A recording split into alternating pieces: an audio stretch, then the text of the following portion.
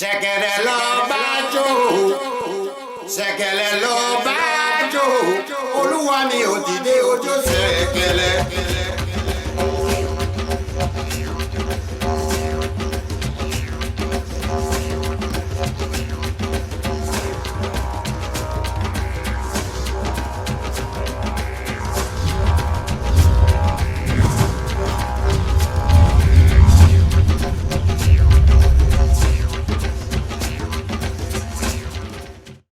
Hello and welcome to Theoryforge Chronicles. I am Phantom X, as always joined by legendary Neurotoxin Diggs and Sog. How y'all doing?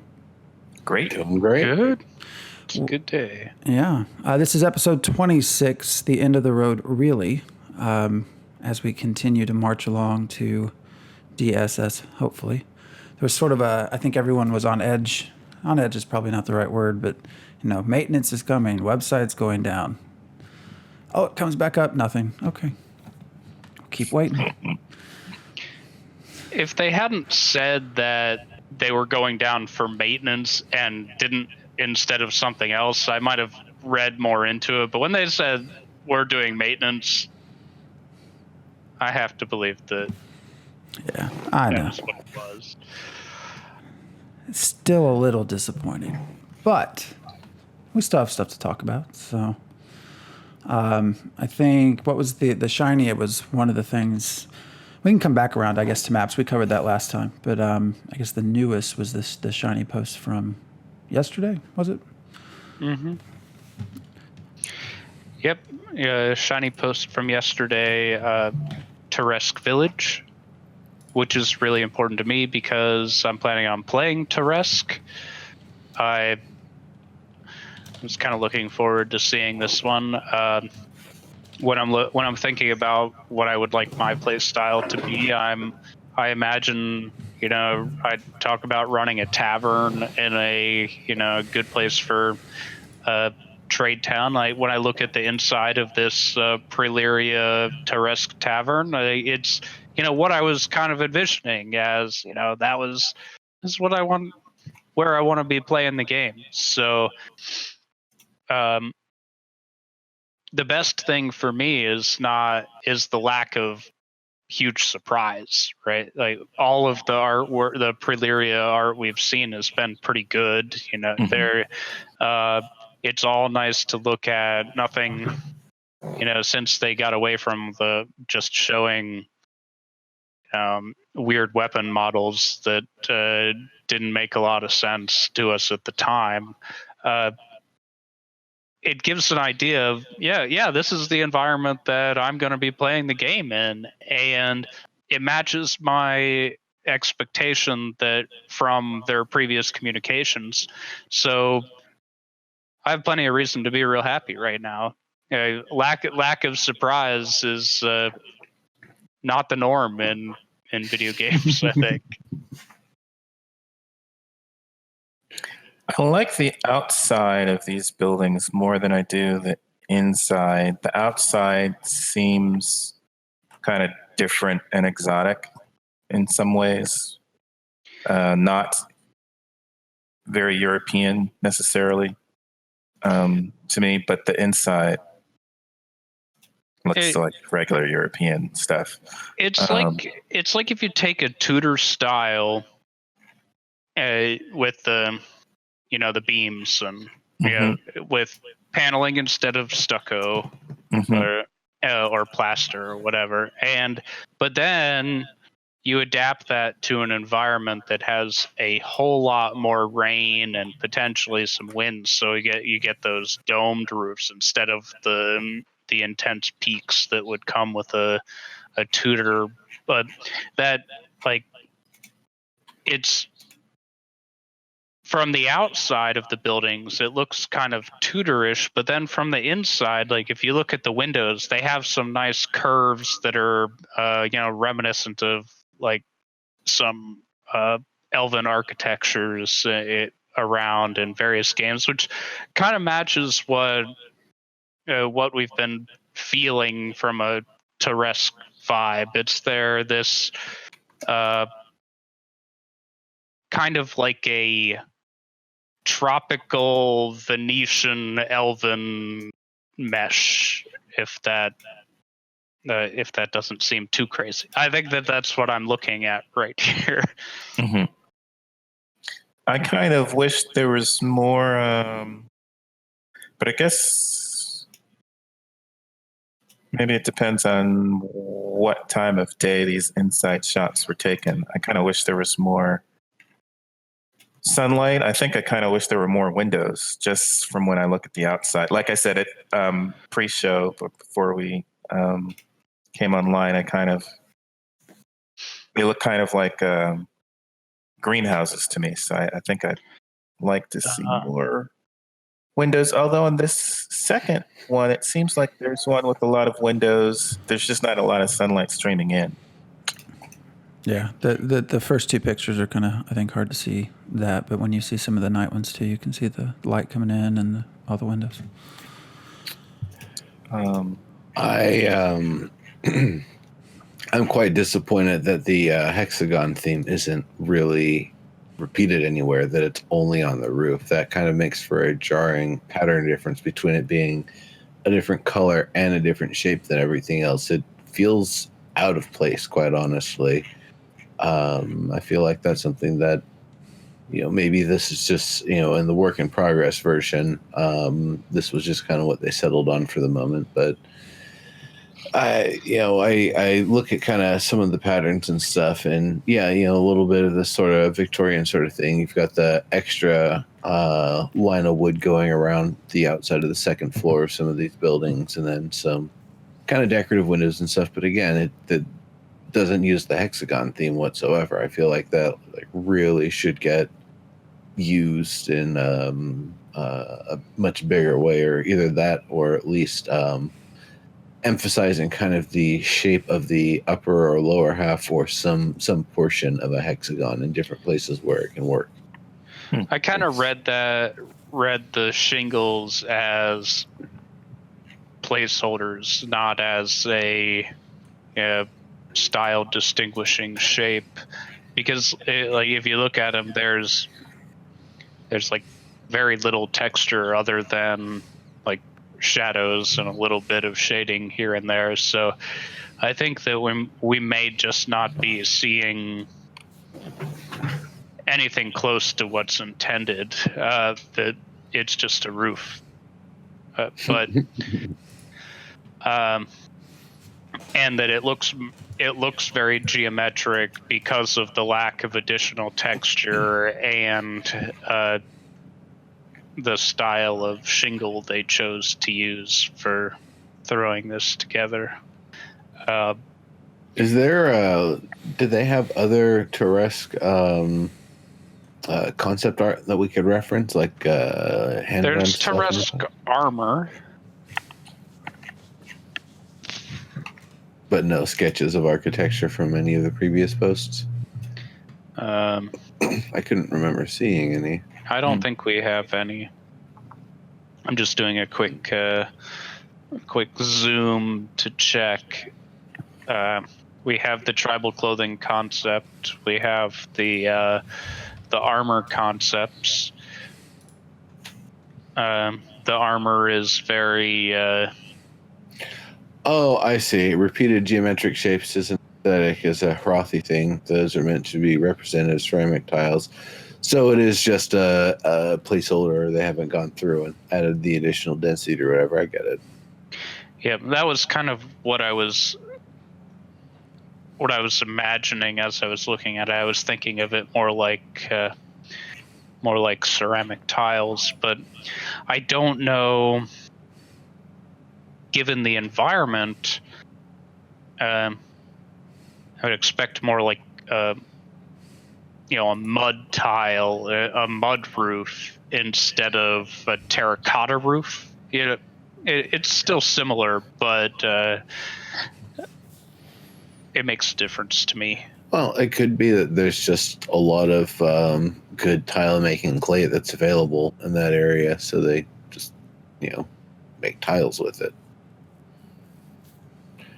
It's I see what you mean. Obviously, that would be more if they're out and about just trying to set up a small camp or something, I would imagine that would be something they would do. But no, if you're looking at a more like civilized, trade ready sort of like, nicer, not necessarily metropolitan, but more of like a city than just like a little town or village, then what we see in these images is probably more representative than something where you've got a mixture of things built up nicely like this and things that were just kind of put up in a hurry that are they haven't fallen down yet, so people are still using them.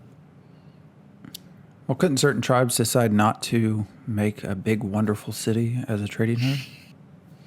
Yeah, that's true. They could, but there will be players wanting to do that for the tribes, I believe. Maybe it doesn't make a lot of sense for the Weird, though, to have a big Weird metropolis. It'd be almost like a Weird hive. Yeah, I mean, it's always for them an access to resources versus population density sort of thing, that there's only so much any given area can like gather and do collectively before it kind of overwhelms the area. So it does definitely make sense that they spread out as much as possible. So we hear in chat that the roofing in the Toresk is supposed to represent interlocking wooden slats in detailed patterns, but it just doesn't show up in the Elyria style, which makes a lot more sense to me, because in the marsh environment, thinking about like terracotta or like baked tiles doesn't seem to really make sense. I was thinking, mud, twig, wood, or even tarred roofs might make a little bit more sense biome wise. The wood with a tar coating of some kind could make a really nice roof in a marshy environment like that. Yeah, I'm pretty happy with this. And since I'm planning on playing a Toresk in a town, so I really couldn't be happier about this than I am right now. All right. That's it's like me level of happy, like it's not like cheering, like screaming in excitement. No, it's good. This is I would like to play this. I'm happy about it. I'm keen on the screenshots. These screenshots of Elyria have me wanting to explore the world. And then reading through on the multiple styles for the martial arts has me going, sounds more complicated than fun, but... Oh, come on. You enjoyed Absolver. I didn't. No? No, I played for maybe 4 days, 5 days. Well, fine. That is I the hope it's beauty. all like that for you then. You will not be forced to do it. You can go. The beauty of the game. You can go explore and. You could go explore die in and some far die of hunger and thirst. Yes, because I didn't change my outfit 4 times that day. Well, when you get tired of playing with these fools in the north, you can wander down and hang out in a Toresk town if you can survive the walk. Or just let that character be OPC forever and spark up something new. Yeah. No, he'll stay up there with us. It's going to be fun. Oh. I'm going to be a terrible count, so, it'll be fun. For a little while. I mean, they don't actually have trolls as a race, but We can fix that. I see you as the sheriff of Nottingham and the Disney Robin Hood, where he's just over the top, I am just gonna be bad, and then his little vulture minions, they do whatever it says and they're happy about it. Yeah, we're ruining the county. It's great. Well, I'm not going to necessarily be so open about it, but I'm also not. I'm also not. I feel like I'm somewhat realistic in that, at least as things appear currently, might change once we actually start playing.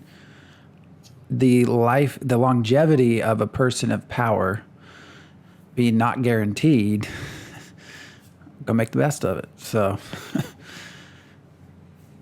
you might eventually kick me out, but damn it, I'm going to make those 6 days, 6 weeks, 6 months a whole lot of fun. I'm going to live it up in Elyria. Exactly. Put it all in your hidden stash. Yep. I'll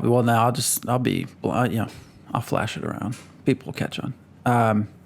With talking about all this, I've never been one to really care about styles. So it's interesting hearing you guys sort of talk about the architecture and things like that. That's really nothing I've ever focused necessarily on.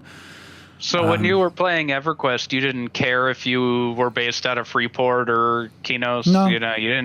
It just... My journey into EverQuest was my uncle saying, "Hey, start a wood elf. That's what I am. That's what I did." It was neat being up in the trees, but and I guess it's not that I don't notice differences. I don't necessarily care. Now I don't know how that will change because this will be entering into sort of with the games that are on the horizon. I have the potential to just be a farmer, right, or just focus on things that I couldn't before. So that might change. I've also never been one to decorate things. EverQuest 2 had a great decorating system. I just really never got into it. You would get items from quests or whatever. I just throw them around just to get them out of my inventory. You walk in, it's like a cluttered closet. But animals walking everywhere. Who knows? But that might change. It's interesting to hear you guys talk about it. I don't know. Yeah, I don't necessarily want to be stuck in a European fantasy world. I like to have more variety than that. So I agree. And this is fine. It's I would maybe like a little bit more difference, but it's not exactly like a European village. So I've actually more remembered parts or structures just because if they were a pain in the ass or not, right? So falling out of the trees in EverQuest, or that big long ass path up to Ironforge, it's just things like that. Mm-hmm. Falling off of walkways into water, all kinds of stuff. My brain is more set to remember how much of a pain in the ass it was than that kind of looked. I like the style. That's. Mm-hmm. Yeah, and Zandalar in Battle for Azeroth is terrible. Like, if you played any WoW recently, the design of that town being this huge pyramid that you can't walk through, that you have to go like up and over or around all the time. That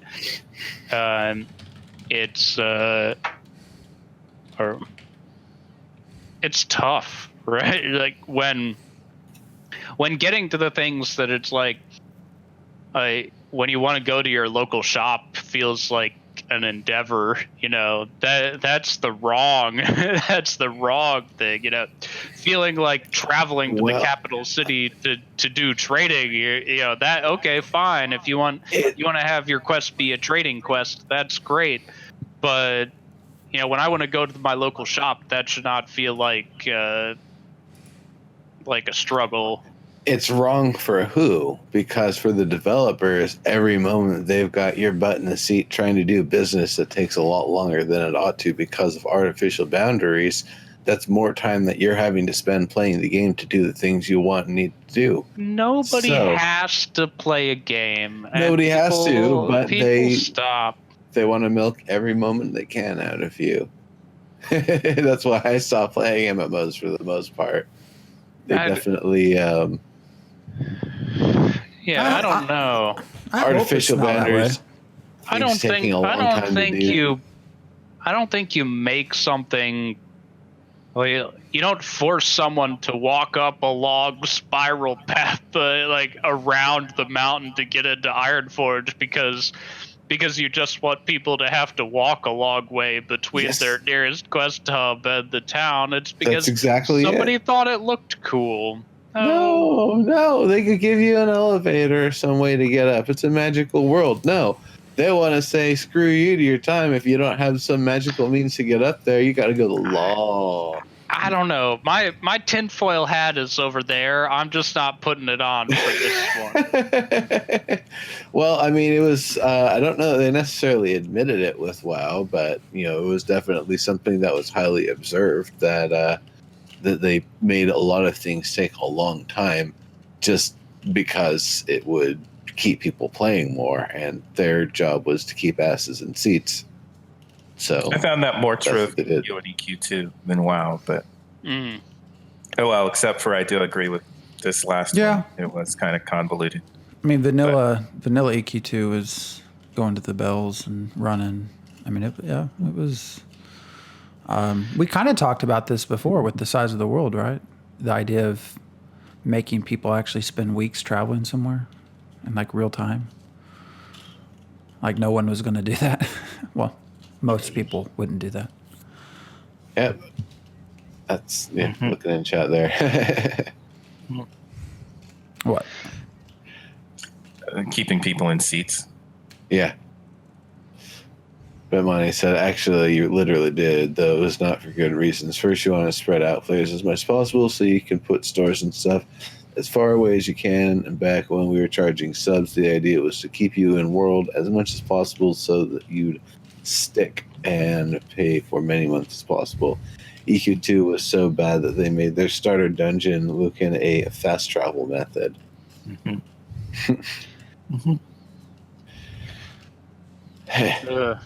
Yeah, that's not what I'm hoping for in Chronicles of Elyria. I'm hoping it's not what I expect, because the world's going to be different every time at all moments. So. Well, the Chronicles, they just do it by making the map so big that you can never get around. You'll die before you go around the whole. Your character dies before you explore the whole map. It makes exploration a multi-lifetime experience. And you got horses. No, you're not. You're not taking a horse north to south across one of these continents in your life. If you do, great. You probably didn't have fun doing that, but you could post on Twitter that you did it.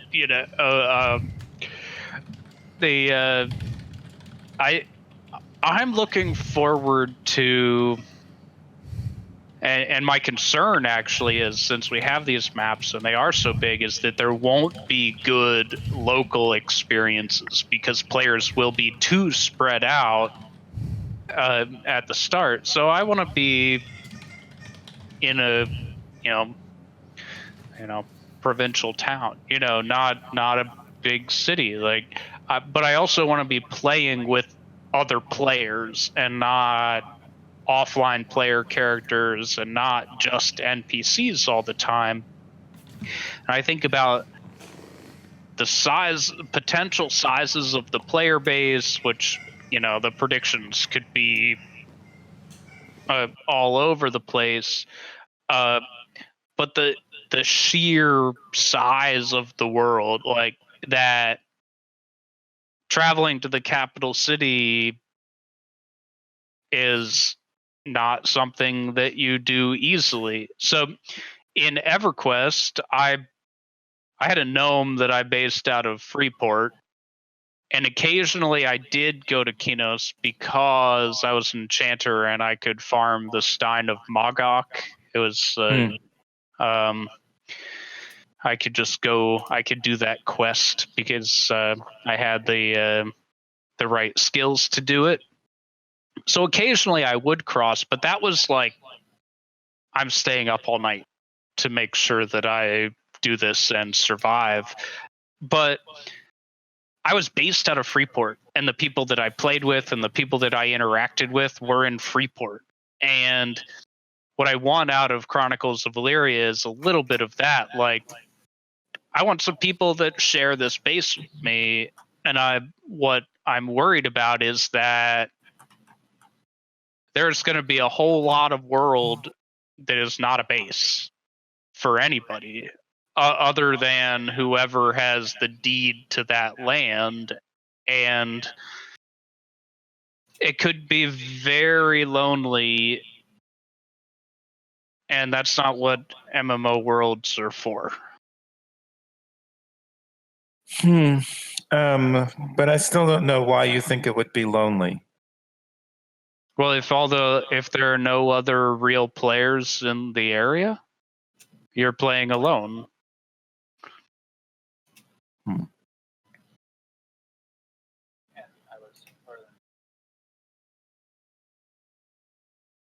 Well, you can, because the NPCs and even player characters are, when you're offline, are doing things. The world keeps going. There's always going to be stuff to do.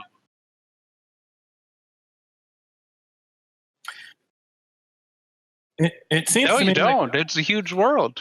Yeah, but it seems to me that most people are choosing to group now and then will locate in the same place.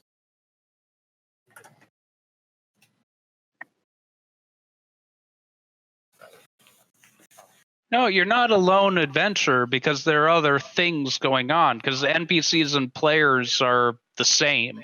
Yeah. Right? So there's always your character is doing the same thing, but the social aspect of playing an MMO as a human, right? From the I like to log in and play games with my friends. Then you have to be, if you want to do things together, there's some kind of proximity. Now, if I want to go in and I just want to maintain a farm and I enjoy doing that, or I want to, play the game like I'm one of the little people in Banished, or on the ground, I could do that. I'm sure I could have fun doing that sometimes too, or I just don't want to be bothered. But having like hubs are cool, like player hubs, not like quest hubs. And so my goal playing the game is I want to have, from domain and settlement selection, I want to pick a spot that I think is going to be a place that people want to be their hub. That isn't really necessarily a big city, but when they're on their trading paths or when they're doing whatever, that's their place where they stop, and I see people coming and going, and I can interact with people coming and going, and I can, pretend that I have real life friends while I'm playing a video game. Yeah.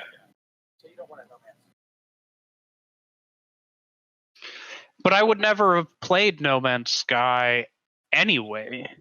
Like, the things that make No Man's Sky a good game aren't the things that I was craving about a game, from a game when that game was released. Although it is a little tempting with this new update coming up, I believe. Mm-hmm. On the 14th.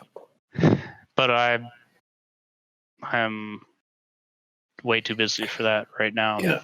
Just taking it back to the Terrest screenshots for a moment. The bowls that are on the table, I'm guessing that's kind of more like the color and material that the roof tiles would be made out of. Say that again? The bowls on the table on the indoor shot. That's kind of more what I'm guessing. It's not lit very well, but that kind of makes me think of more of like a. You think terracotta? Those are the wooden bowls? Oh, we were told that the roofs were wooden slats. Or they will be. Yeah. Well, wasn't it wooden slats with ceramic tiles? No, it's wooden slats. No, was just- the clarification. Just wooden slats? Yeah, that's what they want in the real game. Just didn't translate so well at the moment in Elyria.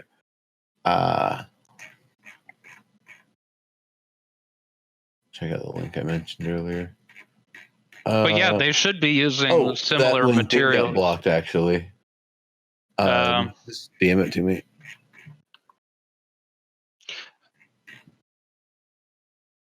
Right, I did too. Manage moderation settings. Auto mod is off. Blocked terms permitted. We are no longer automatically blocking hyperlinks for at least the next minute or so. Yeah.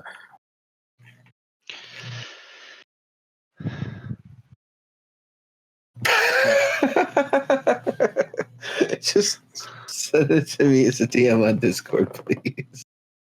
Mm.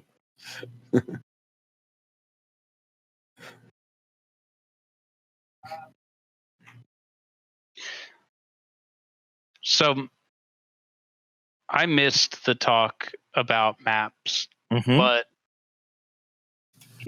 there's this, when I first saw them, it drove me crazy because There we go. That's the one I was looking for.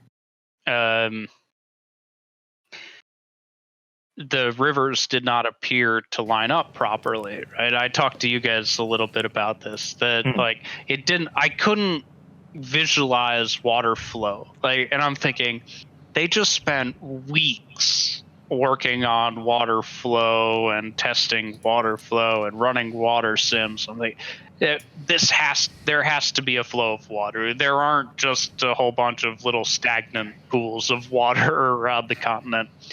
And doing some digging and reading, things in Discord, and other people showing me things, like, okay, I can see where, just because of the way the map is generated, maybe in that area there wasn't quite enough water for it to turn blue at this level of zoom, but you can see that there's a trench where water is flowing. So it turned into,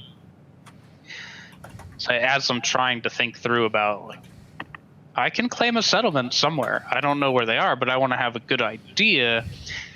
It ended up being almost a fun little discovery project, to like zooming in on the map and looking at, like, wow, you know what? Right there may be like a couple rivers coming together, and it's not that far from the coast.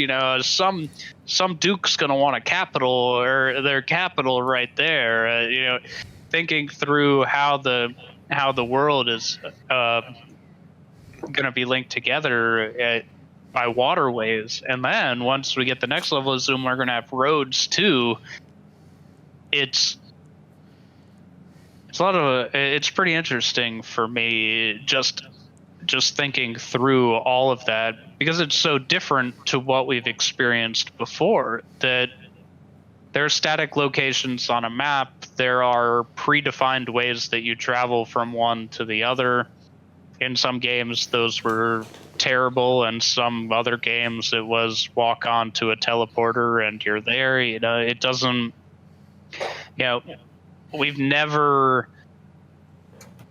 looked at a map of a world and thought about, well, not only how am I going to get from point A to B, but what are going to be the most likely paths that other players take from point A to point B? And then how do I make a decision when soon the coolest event in MMO history is about to happen, where people get to like select their domains that they're in charge of in the world map as an MMO is created. And like, I'm not spending a whole lot of time on this, but when I am, I'm nerding out pretty deeply on it. I'm getting pretty into it. Really? No, I just lied about all of that. It was not true at all. No, I meant soon. Really? Oh yeah, really? Seriously, I totally mean it. Soon. Yeah. Honestly, I just plan to blaze my own trails, and anybody smart enough to look for the marks on the trees in my path will be able to find me.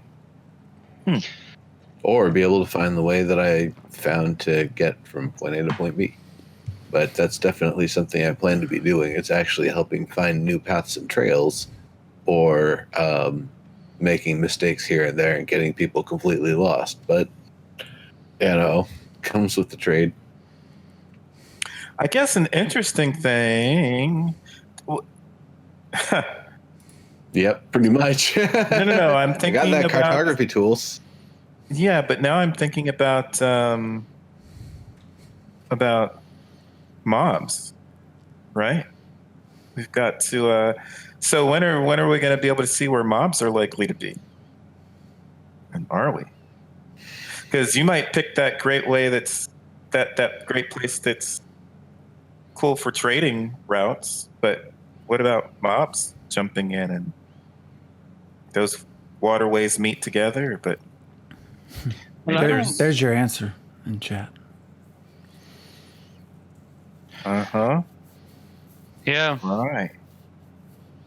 I mean, I expect it's like real life. The creatures have their motivations, and depending on what state you come across them in, they'll either continue doing what they're doing, get away from you, get after you, or, call for help. Yeah, I'm just saying it's interesting that we're talking about looking at the map and these waterways meet together. That'd be a great place for me to set up a shop, but we don't know that there's We're presuming we'll get dragons around like without that. any problem. Yeah, Yeah. not that long ago, where I live was like overrun with bears. There's still bears all over the place, but people didn't live here and like calmly and have a a simple life. Like there are all kinds of hazards around. Just nobody wants to be by no animals don't like the railroad too much, I guess, except rats.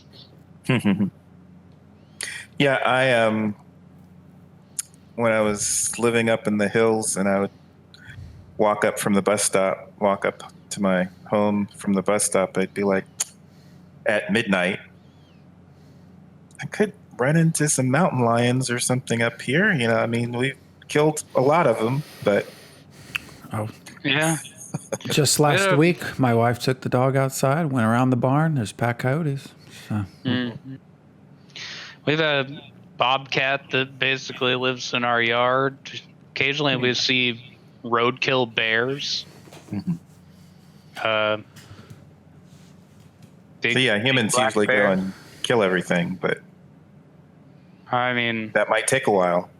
yeah. So I guess one of the positives to the sides of the world is we will not have an Ultima Online sort of, or everything dies. Well, I don't think the incentive to do it is going to be nearly the same as Ultima Online, where it's like, I need to grind skills and build my stacks. I can just go out and kill things and do that. Sweet. And then it's just what everybody does. And how long will it take, right? To have people that actually, one, can go out and kill a bear, and two, can actually use the skin and everything else that comes off of that. I don't know. I played some muds where new players have no chance of fighting a bear. But you know what I did? I died to a bear. My first hour within EverQuest, like I said, my uncle said, start a wood elf, whatever. Had me run to Kinos, or however you say it. Kinos. Started, fight a snake. Okay, die.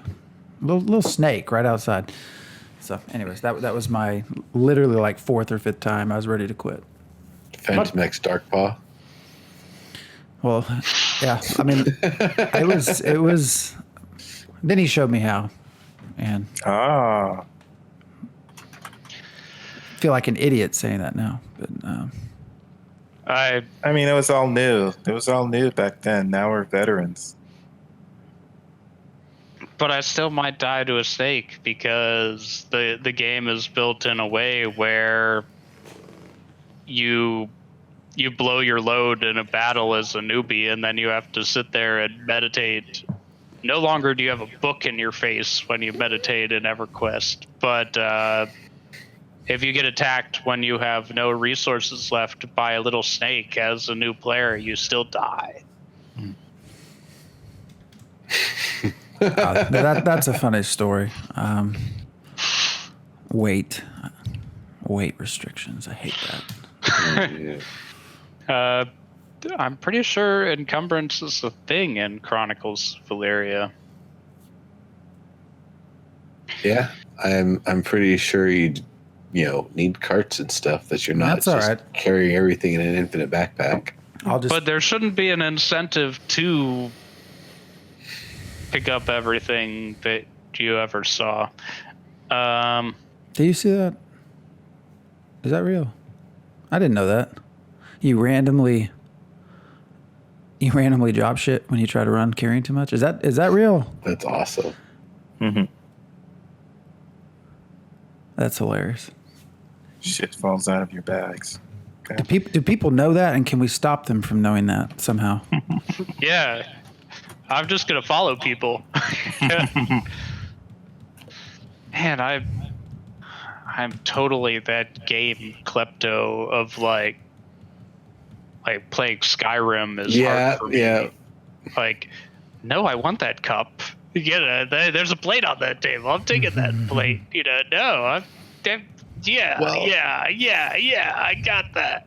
That's why I appreciated the junk launcher Fallout, because all those forks and spoons that were 0.01 weight or whatever, those were perfect ammo for it. You're just launching silverware at people left and right. It's great. So, Sog, you're saying we're going to take a seat at your tavern and be like, wait, that plate looks familiar. Can I have one like that? No, because I think that for me, I'm more interested in Chronicles of Elyria as a social experience than a play the game experience. Like, I can't play WoW without being a cutting edge raider, right? I can't do that because I do the game part of it. But for me, like, what's cool about Chronicles of Elyria is that I haven't had that, at least somewhat in character, and in character, like you mentioned last week in our other show, of like, we're really just talking about the game, not like, playing a role too much, but, talking about what our characters do about the game. And I think that's what I'm looking forward to, not about, like, you play Skyrim, what else do you do? You're alone in the world playing a game. You just do whatever you want. If you want to walk around and pick stuff up, and you can never own the tavern, right? You can never be that guy. And not unless you kill everyone. Yeah, you kill everyone, and then you're in charge, and still you're not talking to anybody, right? Nope. But you got that damn tavern. Yep, good job. You're now the leader of the Assassin's Guild. Okay. I love single player games because I just do that stuff and I play the game, and it's all about playing the game. But that's not what's attractive about my Turesk Tavern plan and Trade Town. It's about having that little social hub. Like, to be completely frank, I live and work right here. I have a laptop here for one job. I have a laptop here for another job. And I have this computer that I use for classes that I take and other things. And I'm just here. Now, if I can be here and also be in a social space, I'm kind of satisfying something that I don't have a lot of, other than family. My family's great, but people need variety. So, Tsag, I'm remembering that in Landmark, we were kind of working towards, at one point, building a theater. And that has me wondering if what else you might be doing to be social in your tavern, like staging plays or I'm down the space up for that. But what other kinds of things are you thinking of in your tavern that people are going to want to do as they travel by? Well, what I'm thinking initially is that everyone's just going to be getting used to the world, and people are going to care a lot about logistics and a lot about, needing a watering hole, right? So the first thing is to set up the town where the roadhouse, right? It's basically like a roadhouse. It's the place that people stop, because that's where they can get what they need. That's part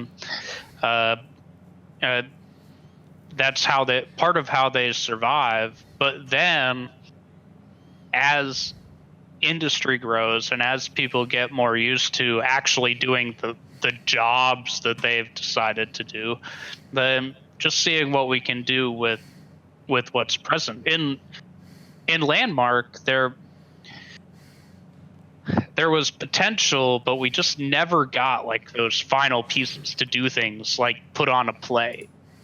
But everything that I wanted to do in Landmark was kind of the same as what I'm talking about here, is to develop spaces where that's where people go when they're not doing the game part. This is where they go when they want to hang out with people and maybe learn stuff, maybe play a game together, maybe put on a play. And like, I think that would be like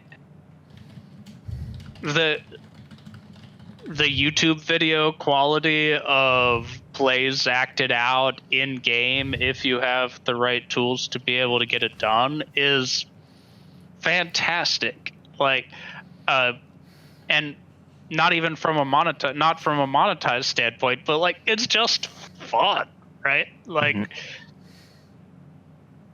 a place where people can go do fun things together. Yeah, I mean, for me, it's a together sort of thing to be traveling and finding things and sharing that information. Even if most of my travels I'm doing reasonably solo, it's something where I feel like it's opening new doors and new avenues for the rest of the game world. And there's I'm guessing, a very high chance that people are going to be asking me to come back with them if I've found some ruins or something and they want to commit resources to it. So, news break. You guys ready? Breaking news in Chronicles of Elyria. And portal is live. Anticipate everyone gaining access by the end of tomorrow. So what's everybody doing tomorrow? This and that. Same thing I do every day. Work. Yeah, I feel that. I'm a little disappointed. So for people who didn't know, the show titles, I had decided to start adding them, making them longer and longer and longer until we actually got to it. It lasted one extra show. But anyways. We'll see. Well, until... that message just disappeared. Did it just get pinned? I see it. It got pinned. It disappeared off my screen. I thought, oh no, what happened? So read-only maps. I will be ready for read-only maps. I will attempt to make some time for that tomorrow. That would be great. Yeah, I'm curious how we're going to get access. I mean, it's a website. You just I just turn on the new feature for X number of random users or prioritize. No, I'm wondering how it will show up to us. Like if we'll get notified if it's gonna in an email? Is it going to just show up on the UI somewhere? I'm going to sit in front of my computer refreshing the website all night. Because I'm looking now. That's Oh. Anyway.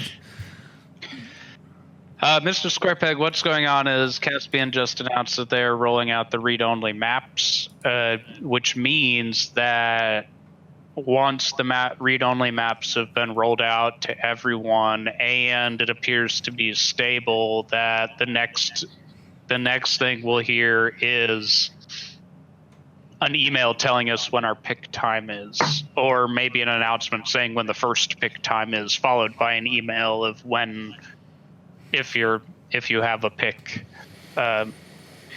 we should be seeing an email for that.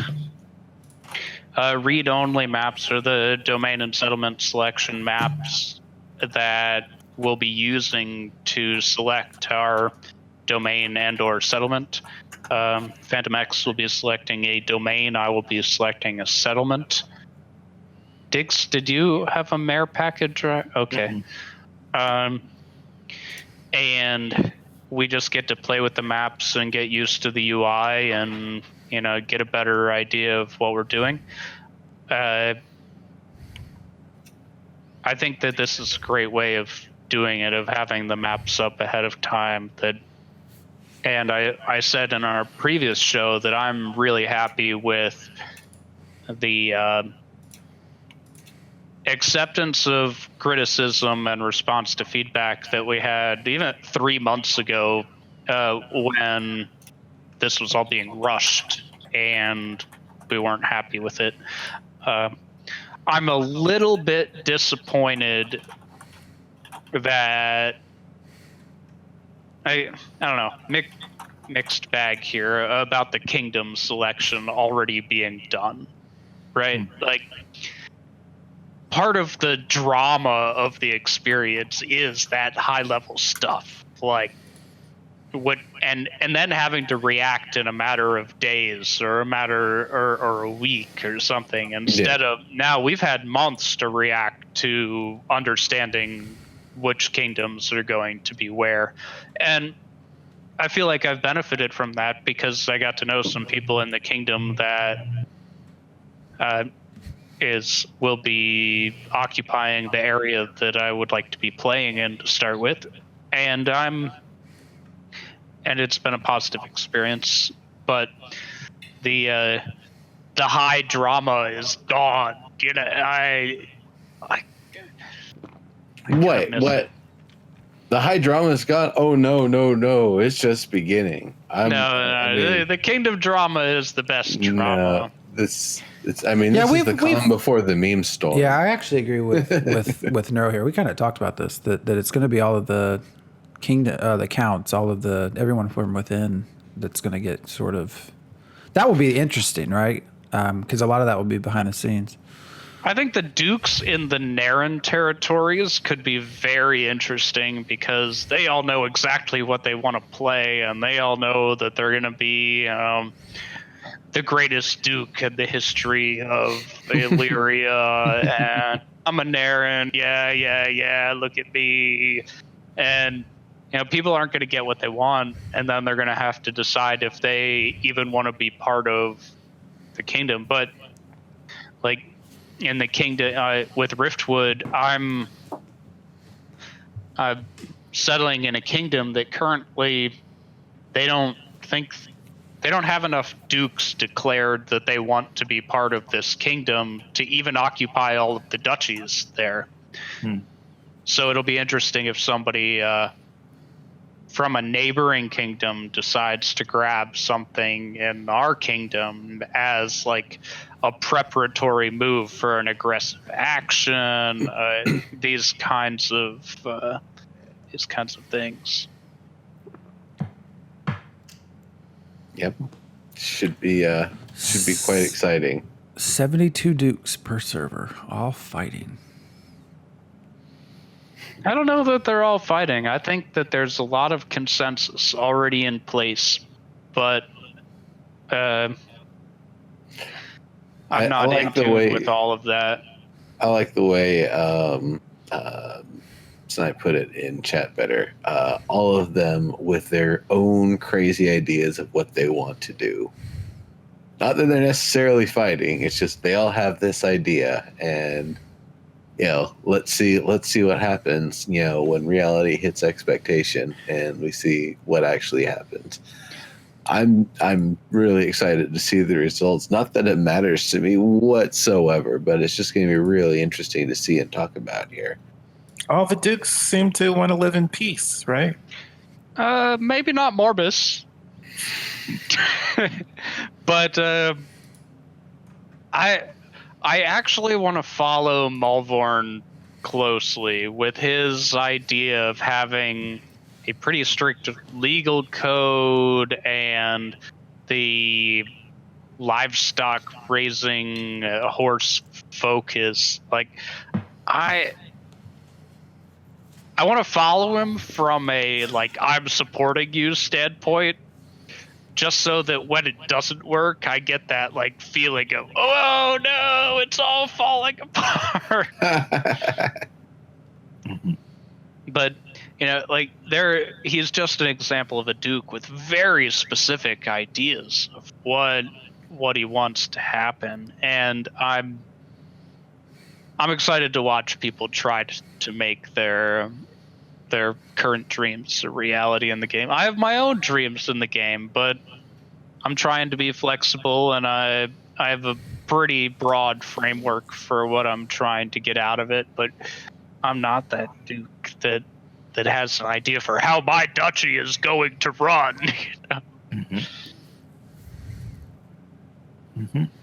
All right. Well, we are towards the end of this show. Anything else? I keep hitting refresh. So all I say is good luck and cheers to everybody trying to grab land. I think that there will be plenty of settlements for me to pick from.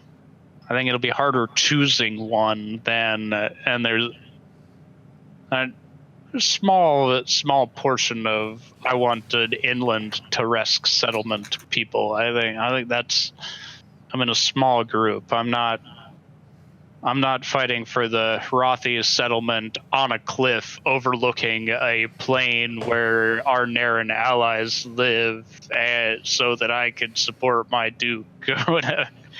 I don't know. Those will be tough. Some of those Hrothi and Naren settlements maybe some people fighting over those.